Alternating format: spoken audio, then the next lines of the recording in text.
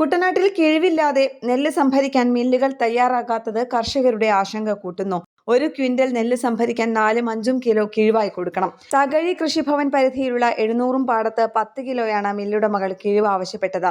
ഇതിൽ പ്രതിഷേധിച്ച കർഷകർ നെല്ല് നൽകാൻ തയ്യാറായില്ല. പാടശേഖര സമിതി ഭാരവാഹികളുമായി നെൽകർഷക സംരക്ഷണ സമിതി പ്രവർത്തകർ മങ്കൊമ്പ് പാടി ഓഫീസിലെത്തി പ്രതിഷേധിച്ചു.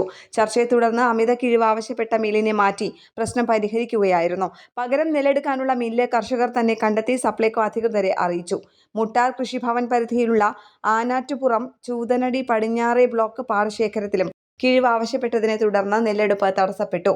കർഷകർ പ്രതിഷേധക്കുറിപ്പ് ഇറക്കിയിട്ടുണ്ട്. പുളിങ്കുന്ന്, കായൽപ്പുറം, പൗവത്തുകാട് പാടശേഖരത്തിലും സംഭരണം മുടങ്ങിക്കിടക്കുകയാണ്. കൊയ്ത്ത് നടക്കുമ്പോൾ തന്നെ സപ്ലൈകോയെ അറിയിക്കുന്നുണ്ടെങ്കിലും കൊയ്തു കൂട്ടിയ ശേഷം 4-5 ദിവസങ്ങൾ കഴിഞ്ഞാണ് ഏജന്റുമാർ എത്തുന്നതെന്ന് കർഷകർ പറയുന്നു. 1 ക്വിന്റൽ നെല്ല് കുത്തി അരിയാക്കുമ്പോൾ 68 കിലോ അരി നൽകണമെന്നാണ് സപ്ലൈകോയുമായുള്ള കരാർ. എന്നാൽ 64.5 കിലോ മാത്രമേ കൊടുക്കാൻ സാധിക്കുകയുള്ളൂ എന്നാണ് മില്ലുകാർ പറയുന്നത്. അത് അംഗീകരിക്കാതെ പോകുന്നതിനാലാണ് അമിത കിഴിവ് വാങ്ങേണ്ടി വരുന്നതെന്നാണ് മില്ലുടമകളുടെ ഏജന്റുമാർ പറയുന്നത്.